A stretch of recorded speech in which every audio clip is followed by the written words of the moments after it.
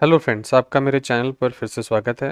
आज इस वीडियो में हम देखेंगे कि हम React 19 के अंदर एक कर्व टाइप की एप्लीकेशन जो बैकएंड में Node.js से इंटरेक्ट करेगी वो कैसे बना सकते हैं। अपनी Node.js की प्लेलिस्ट में मैं बता चुका हूं कि MongoDB मैंने यहाँ पे यूज़ किया है कि MongoDB डेटाबेस से किस तरह से हम कनेक्टिविटी करके Node.js के अंदर एप्लीकेशन बना सकते हैं। वो सब चीज़ें मैं अपनी प्लेलिस्ट में बता चुका हूँ जो मैंने MongoDB की बना रखी है। तो उसी MongoDB की जो प्लेलिस्ट है उसको मैंने यहाँ पे उसमें से एक MongoDB के जो कनेक्टिविटी के लिए मैंने नोड की एप्लीकेशन चलाई हुई है। ये एप्लीकेशन इस पोर्ट पे रन कर रही है। इसी से मैं बैकएंड पे React 19 से कनेक्टिविटी करूंगा अपनी कर्ड एप्लीकेशन के लिए। तो इसके लिए मैंने यहाँ पे MongoDB कनेक्ट किया हुआ है जिसमें EMPDB डेटाबेस बनाया हुआ है और एम्प्लॉयज करके इसके अंदर मैंने कलेक्शन बनाया हुआ है। तो ये सारी चीज़ें आपको आती होगी। कनेक्टिविटी MongoDB में कैसे करते हैं, कलेक्शन कैसे बनाते हैं, क्योंकि ये मेरे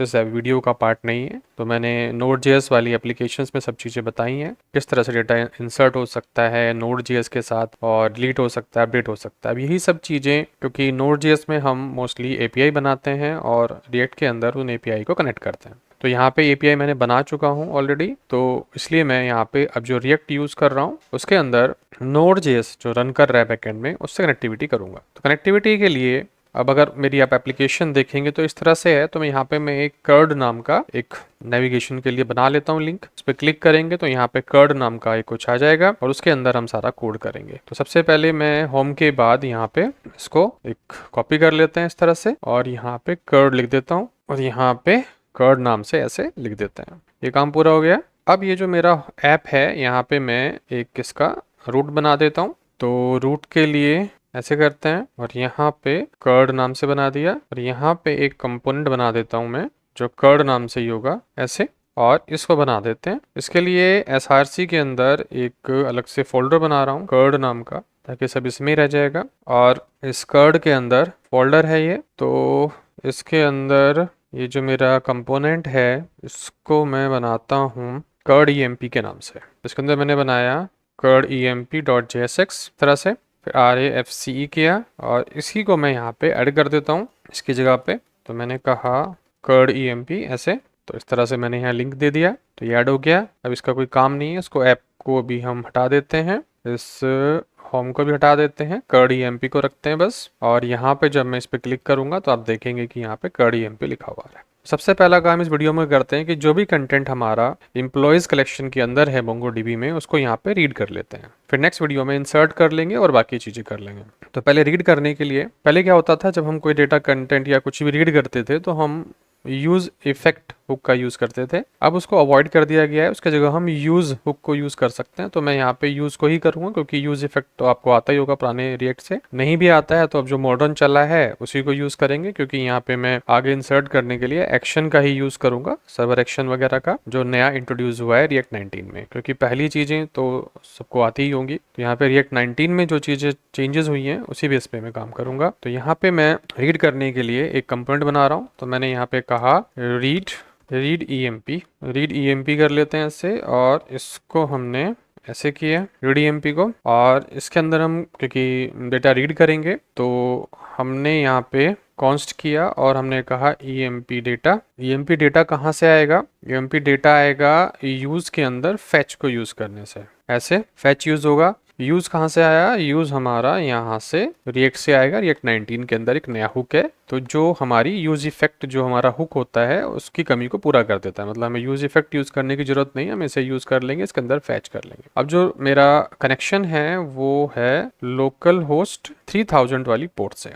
जब कनेक्टिविटी हो जाएगी फिर हम कहेंगे देन, और यहाँ पे रेस्पॉन्स, और यहाँ पे हमने response.json। ये आपको याद होगा कि हम लोग कैसे करते हैं फैच फंक्शन को, तो वही मैंने किया है, कुछ नया नहीं किया है। फैच फंक्शन यूज किया है इसके अंदर और फैच से डेटा यूज हुक जो है उठा के यहाँ दे देगा। जब ये डेटा यहाँ पे आ जाएगा तो इस डेटा को हम अब डिस्प्ले करने के लिए यूज करेंगे। तो हमने क्या किया यहाँ पे, अब हमने करा यहाँ पे रिटर्न, और रिटर्न के अंदर डिव टैग लगाया इस तरह से, ठीक है जी। और डिव लगाएंगे ऐसे, इसके अंदर मल्टीपल लाइन रिटर्न करनी है। अब जैसे ही हमने डिव लगाया तो टेबल बना लेते हैं जिसके अंदर इंफॉर्मेशन डिस्प्ले करनी होगी। तो हमने पहले यहाँ पे लिखा H2 और हमने यहाँ पे कहा एम्प्लॉयज़ इंफॉर्मेशन ऐसे। और यहाँ पे इसका क्योंकि हम टेलविन यूज़ कर रहे हैं तो हमने कहा टेक्स्ट जो है वो 2 एक्सेल हो जाए, फॉन्ट जो है वो बोल्ड हो जाए, और जो कलर है वो हम टेक्स्ट का ग्रीन कर लेते हैं इस तरह से, या इसको 6 कर देते हैं, ऐसे कर लेते हैं, फिर सेव करते हैं इसको। तो इस तरह से हो जाएगा। अब मैं थोड़ा ऐड कर लेता हूँ। ध्यान ये देना है कि जब भी हम यूज़ वाला ये हुक नया यूज़ करते हैं तो जिस कंपोनेंट में भी ये यूज़ होता है उसको सस्पेंस के अंदर यूज़ करते हैं, ध्यान दीजिएगा। तो यहाँ पे मैं इसके अंदर इसको यूज़ कर रहा हूँ और यहाँ पे मुझे सस्पेंस यूज़ करना है। सस्पेंस के अंदर मैं रीड ईएमपी को यूज़ करूँगा ऐसे, और सस्पेंस के अंदर हम फॉल बैक लगाते हैं इस तरह से, और यहाँ पे मैं H2 लगा के यहाँ पे कर देता हूँ मैं लोडिंग ऐसे। तो इसके अंदर ऐसे कर देंगे, ठीक है जी। अब यहाँ पे क्योंकि क्लास लगानी पड़ेगी टेलविन की, थोड़ा सा इसको बताना पड़ेगा बोल्ड करके, तो हमने कहा टेक्स्ट 2 एक्सेल, और यहाँ पे जो कलर होगा टेक्स्ट रेड ले लेते हैं, रेड 600 ये वाला कलर ले लेते हैं, इसको सेव कर लेते हैं ऐसे। तो इस तरह से ये हमारा हो जाएगा। अब हम इसको अगर ये जो कर्ड ईएमपी वाली एप्लीकेशन है जब इसको हम देखेंगे यहाँ पे तो ये ऐसे आने लगेगी, आ रही है। बस इसको शुरू करते हैं अब डिस्प्ले करना। अब इस पर काम करते हैं, ये ऐसे आने लगा। अब इसके नीचे हमें टेबल बनानी है तो हमने कहा टेबल बनाया ऐसे। टेबल के अंदर 2 भाग होते हैं, एक तो हेड होता है तो टी हेड करा, और दूसरा जो होता है वो होता है टी बॉडी। ये लेना जरूरी है रिएक्ट के अंदर, नॉर्मली काम नहीं करेगा तो हेडिंग इसके अंदर करेंगे तो टी आर, और यहाँ पे टी एच, और टी एच के अंदर यहाँ पे डाल देते हैं एम्प्लॉय आईडी, और फिर उसको 2 बार बना लेते हैं एम्प्लॉय नेम और एम्प्लॉय सैलरी। तरह से बना लिया, सेव किया। तो अगर हम देखेंगे यहाँ पे तो हमें इस तरह से दिख जाएगा। बनाएंगे इसको टेबल में, सेंटर में भी लेके आएंगे। तो अभी ये जो टेबल बन रही है सब कुछ इसको सेंटर में लाने के लिए हमने यहाँ पे क्लास नेम करा, यहाँ पे फ्लेक्स किया, फ्लेक्स कॉल करेंगे पहले, और यहाँ पे आइटम्स को सेंटर में लाएंगे और इसको देख लेते हैं, ऐसे आ गया। अब आइटम सेंटर में आ गए हैं। अब थोड़ा सा इसके अंदर मार्जिन ले लेते हैं ऐसे, इस तरह से, और ये हो गया, इंफॉर्मेशन हो गई। टेबल जो हमारा बन रहा है इस टेबल के लिए भी हमें कुछ करना पड़ेगा, तो एक कॉल के अंदर आ गया। अब यहाँ पे टेबल के लिए भी क्लास नेम ले लेते हैं, और यहाँ पे हम करते हैं टेबल के लिए, अभी फॉर्मेटिंग छोड़ देते हैं, अभी थोड़ा सा डेटा डिस्प्ले करने में ध्यान देते हैं। फिर यहाँ से टी आर उठाते हैं, इसको हम आगे यूज़ करेंगे बॉडी के अंदर, और बॉडी के अंदर हमें लगाना है ईएमपी डेटा जो हमने लिया है उसमें मैप फंक्शन लगाना है ऐसे, और इस मैप के अंदर एक ईएमपी आ जाएगा एक बारी में, और इसको इस तरह से यहाँ पे डिस्प्ले करना है, ऐसे सेव कर देंगे। जितने भी यहाँ पे टी एच हैं इनको हम बदल लेते हैं टी डी के साथ इस तरह से, और यहाँ पर जो है हम लिख देंगे E M P dot E I D ऐसे, और यहाँ पे हम लिख देंगे E M P dot E name. अब ये ई नेम ई आई डी कहाँ से आ रहा है, ये टेबल के अंदर जो हमने बनाई है मोंगोडीबी में उसमें उनका कॉलम का नाम यही है, E M P dot salary, इस तरह से है ये इन्फॉर्मेशन। तो अगर आप देखेंगे यहाँ पे तो ये E I D E name salary जो भी यहाँ पे होगा वही हमें यहाँ पे डिस्प्ले करना होता है। तो ये यहाँ पे आ गया, ये मैंने डिस्प्ले कर दिया इन्फॉर्मेशन टेबल के अंदर से। तो अगर हम देखेंगे यहाँ पे तो ये डेटा आने लग जाएगा, देखो। बस अब इसको सजाने का काम करना है। तो सजाने के लिए जो ये कॉलम्स हैं रोज़ हैं इन पे कर लेते हैं, यहाँ पे की दे देते हैं। पहले की जो है वो हमारी हो जाएगी E M P dot I D, की का काम हो गया। फिर हमारा जो रोज़ हमने बनाई हैं या कॉलम हमने बनाए हैं इनको फॉर्मेटिंग देने का, कलर देने का काम है, बॉर्डर लगाने का काम है। तो टेबल में लिख देते हैं टेबल कॉल नेम, और यहाँ पे डालते हैं टेबल ऑटो, ऐसे डाल देते हैं। इसमें एक ऑटो प्रॉपर्टी होती है। फिर ये जो भी हमारे विड्स कॉलम्स हैं इनमें थोड़ा सा विड वगैरह मार्जिन वगैरह देना है, तो यहाँ पे पहले पैडिंग दे देते हैं P2, same kind of padding इसमें डाल देते हैं ऐसे। तो आप देखेंगे थोड़ा सा इस तरह से आ जाएगा। अब ये जो टेक्स्ट होगा इसके अंदर इसको सेंटर में लाना पड़ेगा, तो हमने कहा टेक्स्ट सेंटर ऐसे, टेक्स्ट सेंटर ऐसे। तो ये सेंटर में आ गया, इसको भी सेंटर में ले आते हैं। तो उसके लिए इसको कॉपी करते हैं और इसकी जो यहाँ पर है इसमें भी डाल देते हैं ऐसे। ये इस तरह से आ गया। इसमें से पी निकाल देते हैं क्योंकि पी थोड़ा सा गैप ज़्यादा लेके आ रहा है, इसको निकाल देते हैं। ठीक है जी। अब इसको बैकग्राउंड को देखते हैं, इसके बॉर्डर को देखते हैं। तो इसका टेबल पे जो हेड है इस रो में यहाँ पे बॉर्डर लगाने की कोशिश करते हैं। हमने कहा बॉर्डर, और बॉर्डर जो कलर है उसको देख लेते हैं, रेड कर देते हैं। ठीक है जी। और राउंड कर देते हैं थोड़ा सा इस तरह से। तो ये इसमें आने लगा बॉर्डर, लेकिन इसको यहाँ से रो से हटा देते हैं क्योंकि रो वाला बॉर्डर का हम अच्छा नहीं लग रहा। हम यहाँ पे कॉलम वाले में डाल देते हैं ऐसे। यहाँ पे डाल देते हैं इसी के अंदर एडजस्ट करके। हमने कहा बॉर्डर इस तरह से देखेंगे तो यहाँ बॉर्डर आने लग जाएगा ये ऐसे। और यहाँ पे डाल देते हैं बॉर्डर, ग्रीन ही कर देते हैं, ग्रीन 500 ऐसे। तो ये ऐसे हो गया। और इसको करते हैं राउंड, राउंड कर देते हैं ऐसे, ये हो गया। और इस बॉर्डर को बीजी कलर डाल देते हैं, बीजी ग्रीन, हल्का सा ग्रीन कर देते हैं, ये ऐसे हो गया। तो हमें बॉर्डर कलर वगैरह डालने की ज़रूरत भी नहीं है, इसको हटा देते हैं। सिर्फ बॉर्डर डालते हैं और इसको कर देते हैं ऐसे, थोड़ा सा अच्छा लगेगा। और इसको राउंड करना पड़ेगा, तो राउंड कर देते हैं ऐसे, अच्छा लग रहा है। अब ऐसे ही सब में डाल देते हैं, कॉपी करते हैं इसको और यहाँ पे डाल देते हैं और यहाँ पे डाल देते हैं ऐसे। तो देखेंगे ये हमारा इस तरह से हो गया। अब नीचे वाले में डाल देते हैं, नीचे वाले में भी यहाँ पे गए और यहाँ पे डाला ऐसे, यहाँ पे डाला ऐसे, यहाँ पे डाला ऐसे। जो कलर है हमारा ग्रीन वाला इसको 100 कर देते हैं, थोड़ा सा और लाइट हो जाएगा ऐसे। तो इस तरह से कर लिया हमने। अब हम चाहते हैं जब भी इसके ऊपर कर्सर जाए तो ये थोड़ा डार्क हो जाए, तो उसके लिए हम कर लेते हैं यहाँ पे होवर। होवर में बीजी जो कलर है वो ग्रीन 200 की जगह पे 500 कर लेते हैं ऐसे। चेक करते हैं, ये देखो इस पे काम करने लग गया। तो इस पे भी करा देते हैं। फिर इसको हमने कॉपी किया और हमने यहाँ पे इसको ऐसे पेस्ट कर दिया, इसको ऐसे पेस्ट कर दिया, इसको सेव किया इस तरह से।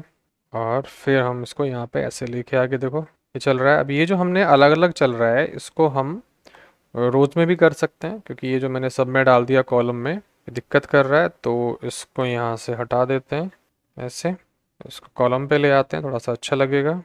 ये मैं आपको कर करके दिखा रहा हूँ कि किस तरह से आप इसको अच्छा कर सकते हैं। तो यहाँ पे मैं क्लास नेम डाल रहा हूँ और यहाँ पे ओवर डाल देता हूँ ऐसे। तो अब देखेंगे कि क्लास नेम TR पे डाला, ओवर डाल दिया, तो ये हमारा इस पे काम नहीं कर रहा है क्योंकि सेल ही बनेगा, तो सेल पे काम करना चाहिए इसे। TR पे काम नहीं कर रहा, दिखाई नहीं रहा। ये हमारा मैप हो गया, TD हो गया। TD पे लगा के देखते हैं एक बार, ये हो जाएगा। ओवर अगर है तो बीजी कलर ये आ जाए, नहीं यहाँ पे भी काम नहीं कर रहा, काम वहीं पे करेगा इसका मतलब, तो हमें उसी पे लगाना पड़ेगा। TR पे भी काम नहीं कर रहा, यहीं पे काम करवाना पड़ेगा, फिर इससे यहीं पे कर देते हैं। और या मैं सारे को उठा के, इसको भी और इसको दोनों को उठा के रो पे ले आता हूँ, क्योंकि वो बैकग्राउंड की वजह से दिक्कत कर रहा होगा। ऐसे कर देते हैं, हाँ देखो काम करने लगा। अब इसको ऐसे ही कर देते हैं, यहाँ से ये सब हटा देते हैं क्योंकि वो ओवरराइड कर रहा था। सबको हटा देते हैं। वो हमारा ग्रीन कलर हो गया, राउंड हो गया, और ये हो गया TR हो गया, TR पे चला गया। ठीक है जी, रिफ्रेश किया। अब देखो ये सारे पे काम करने लगा एक साथ। तो इस तरह से काम कर रहा है। इसको थोड़ा सा राउंड वाला केस भी कर देते हैं। तो इससे हमने क्योंकि राउंड हटा लिया तो इससे राउंड लगा देते हैं इस पे ऐसे। ये देखो ऐसे और अच्छा लगने लगा। ये जो कलर ऊपर वाला है इसको थोड़ा सा डार्क कर देते हैं क्योंकि वो मैच नहीं कर रहा इससे, तो इसको थोड़ा सा डार्क कर देते हैं ऐसे। तो देखो ये हमारा इस तरह से काम करने लगा अब। और ये जो कलर है इसका वो वाइट कर देते हैं। तो टेक्स्ट सेंटर और यहाँ पे टेक्स्ट वाइट, कॉपी किया, पेस्ट किया, पेस्ट किया, इस तरह से देखो ये आ गया।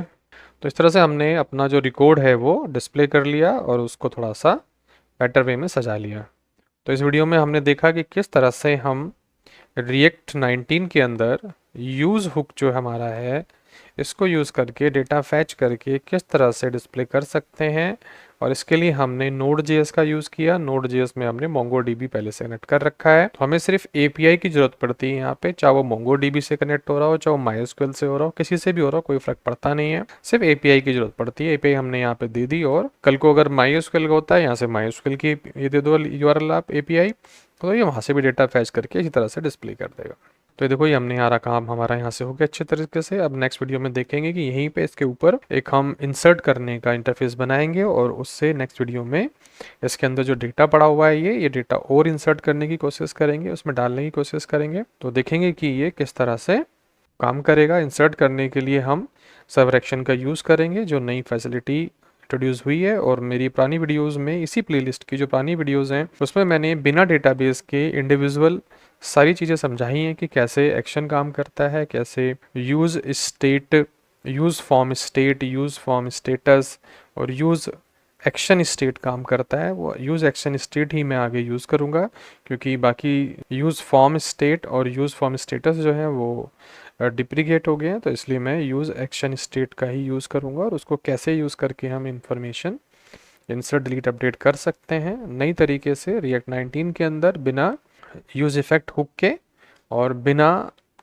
API के, क्योंकि ये तो रीड करने के लिए तो API हमें यूज़ करनी पड़ेगी, लेकिन डेटा ऐड करने के लिए हम बिना API के कैसे इंटरेक्ट करेंगे और फैच फंक्शन की मदद से हम कैसे उसे इंसर्ट करेंगे। वरना हमें फॉर्म के अंदर API देना पड़ता था, लेकिन अब वो नहीं करेंगे, अब हम एक्शन, सर्वर एक्शन यूज़ करेंगे और उसकी मदद से इंसर्ट करेंगे। तो सर्वर एक्शन क्या होता है मैंने अपनी इसी प्लेलिस्ट की पुरानी वीडियोज़ में बताया हुआ है, अब मैं उसको प्रैक्टिकल इम्प्लीमेंटेशन करके दिखा रहा हूँ डेटाबेस के साथ। तो अगर ये वीडियो अच्छी लगी हो तो लाइक कर दीजिएगा, चैनल सब्सक्राइब कर लीजिएगा, दोस्तों को शेयर कर दीजिएगा, और वीडियो देखने के लिए धन्यवाद।